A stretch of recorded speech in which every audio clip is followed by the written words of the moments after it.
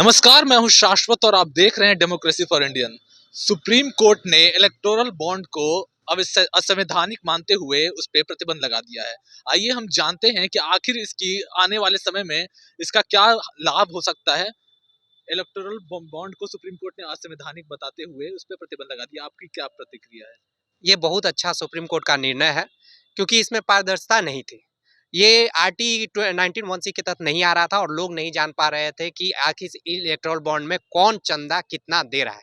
10,000, 1,00,000, 1 करोड़, 1 करोड़ के कई बॉन्ड खरीदे जा सकते थे। ऐसे ऐसे करके 200-200 करोड़, 300-300 करोड़ चंदा दिया गया। लेकिन किसने दिया? क्योंकि यहाँ स्वामित्व तो सिर्फ एक ही होती थी, वो होती थी वैसी पार्टियां जिनका 1% से ज्यादा वोट होती है, वही पार्टियां उसके स्वामित्व होते थे। बाकी कोई का उसमें लेखा जोखा नहीं होता था कि कौन दिया कौन, और ये एसबीआई से दिया जाता था। तो ये दिक्कत ये हुई कि और एक ही पार्टियों पे करीब 95% एक ही पार्टियों को मिला चंदा और 5% अन्य पार्टियों का, या ये कहें मुख्य पार्टियां। तो परेशानी होने लगी क्योंकि ये 2017 में इसलिए लाया गया था क्योंकि ये काला धन को नहीं लाया जाए, काला धन पे अंकुश लगाया जाए। लेकिन ये काला धन को अंकुश न लगा के एक पार्टियों को मतलब सहमति बढ़ावा देने की बात होने लगी। तो इसीलिए कोर्ट ने संज्ञान लिया, सुप्रीम कोर्ट ने, और इसका सब समर्थन कर रहे हैं क्योंकि पारदर्शिता किसी भी इसमें होना चाहिए, आम नागरिकों के लिए हित में है और हम लोग भी इसका समर्थन कर। सरकार के तरफ से बहुत सारे मतलब ये बोला जा रहा है कि इस पे पारदर्शिता होना चाहिए था, जिसमें बहुत लोगों को जनता भी इस पे खुश नजर आ रही है। वो भी बोल रही है कि उनको भी जानने का हक है। सुप्रीम कोर्ट भी ये बोल सकती है कि जिसको अगर जो चंदा दे रहा है उसको जनता को जानने का हक है। इस पर आप क्या? बिल्कुल, और इसीलिए सुप्रीम कोर्ट ने ये कहा, चूंकि ये 2017 में लाया, 2018 में इसको पारित किया गया, और इसलिए सुप्रीम कोर्ट ने कहा है कि 2019 से पहले जितने भी इलेक्टोरल बॉन्ड दिए गए हैं वो सब सुप्रीम कोर्ट में जमा किया जाए और पता चले कि कौन लोग कितने कितने दिए हैं। क्योंकि इसमें क्या होता है ना, कॉर्पोरेट लोग काफी पैसा देते हैं और कॉर्पोरेट लोग हमेशा बिजनेस माइंडेड होते हैं, और बिजनेस माइंडेड कभी पैसा देता है, अगर वो 10,000 दिया तो वो 10 लाख की प्रॉफिट की बातें सोचता है। तो इससे ये भी पता चल जाएगा कि इतने दिनों में किस लोगों ने कितने पैसे दिए और उन्हें किस तरह का लाभ पहुंचाया गया क्या। क्योंकि जब आप बैठिएगा, एनालिसिस करिएगा, तो आम नागरिक भी ये समझने लगेगा कि किसने कितना चंदा दिया और इसके एवज में क्या क्या उनको लाभ मिले। अच्छा, जैसे कि आप तो बता रहे थे, लेकिन इसमें खामियां बहुत सारी चीजें, आपको लगता है क्या क्या खामियां तो हो रही थी इसमें? इसमें यही पहले भी मैंने बताया, खामियां ये हो रही थी कि सबसे पहले तो ये बॉन्ड का प्रयोग एक ही पार्टियां ज्यादा हो रही थी और ये कई 100 करोड़ उसको पार्टी को, एक पार्टी को दिया गया और इनको कम दिया गया या पता ही नहीं चला कि कितना दिया गया। तो चुनाव में स्वाभाविक है। और सबसे दिक्कत ये हो रही थी कि इलेक्टोरल बॉन्ड जब इस पता ही नहीं चलता कि कौन इतना करोड़, चंदा तो गया करोड़ों करोड़ में, तो देने वाला कौन और दे किस एवज में रहा है, ये तो पता जब चलने लगेगा, पारदर्शिता आने लगेगी, तो फिर समझिए कि बहुत सा कार्य सही तरीके से होने लगेगा। इस मुद्दे पर कांग्रेस भी हमलावर दिख रही है। कांग्रेस ने कहा कि ये बहुत ही अच्छा फैसला दिया गया है, इससे सरकार को, जो उसने भारत सरकार पर भी आरोप लगाया है। इस पर आपकी क्या प्रतिक्रिया है? बिल्कुल ये सही निर्णय है क्योंकि ये जब लोग जानेंगे ना, पारदर्शिता यही होता है। चुनाव आयोग भी इसको सपोर्ट कर रही है और हर कोई इसको सपोर्ट करना चाहिए, ये आम नागरिक के हित में है।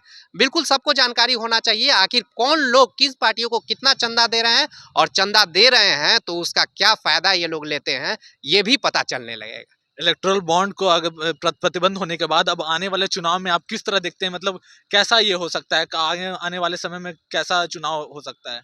इसमें इलेक्टोरल बॉन्ड के बंद होने से बड़ी पार्टियों को, जो सबसे टॉप पे होती हैं, उनको दिक्कत होगी क्योंकि अधिकतर इलेक्टोरल बॉन्ड का उपयोग वही लोग करते हैं। तो अब तो दिक्कत होने ही वाली है क्योंकि उनका जो फंड था वो बहुत हद तक सीमित हो जाएगा और नए तरीके ढूंढना शुरू कर देंगे, और जब तक नए तरीके वो निजात नहीं कर लेते हैं तब तक तो इलेक्टोरल बॉन्ड से उनको दिक्कत होगी ही।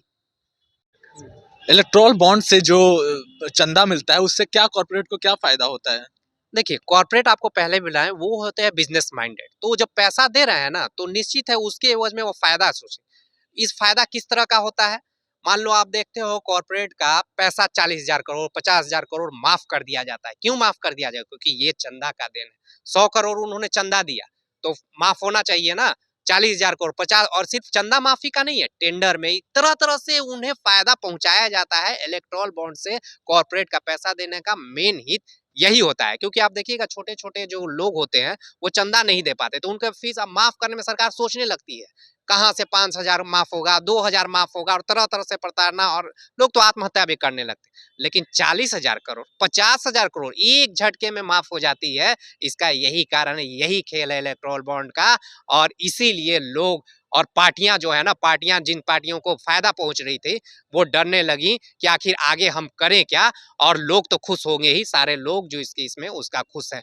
और इसको एक बता देते हैं, ये सिर्फ एक ही नहीं है, इसको भी निरस्त अगर पार्टियां सोचेंगी तो इनको खत्म भी किया जा सकता है जो शीर्ष पे है। अब आप पूछिए खत्म कैसे होगा? अब खत्म इसमें हो, जब सुप्रीम कोर्ट दिए तो एक नियम बचता है, वो है अध्यादेश ला सकती है बहुमत में। अध्यादेश लाके इस कानून को बदला जाएगा। लेकिन अध्यादेश जब भी पार्टियां लाएंगी ना, तो समझ लीजिए वो पार्टी चोर है, बेईमान है। ये एकदम बिल्कुल क्लियर है, सोचने की कोई बात नहीं है। क्योंकि ये सब है कि कोई भी चाहेगा आरटी के तहत, ये जब खुलासा होगा तो एकदम एक एक चीज खुल जाएगा। आप एनालाइज खुद भी करेंगे कि क्या क्या फायदा, किस करोड़ में कितना फंड दिया, उनको क्या क्या फायदा पहुंचाया गया है। तो इसी फायदा को जानने के लिए कुछ पार्टियां, एकाध पार्टियां डरी हुई हैं। तो अध्यादेश सिर्फ एक ही उपाय है। और लेकिन उम्मीद नहीं कि ऐसे पार्टियां करेंगी, क्योंकि ऐसा पार्टियां करेंगी तो वो खुद एकदम अपने आप को कहने जा रही हैं कि हाँ हम चोर हैं, बेईमान हैं। अध्यादेश लाने से यही सिद्ध होगा। अगर आपको हमारा ये खबर पसंद आया हो तो हमारे चैनल को सब्सक्राइब करें। धन्यवाद।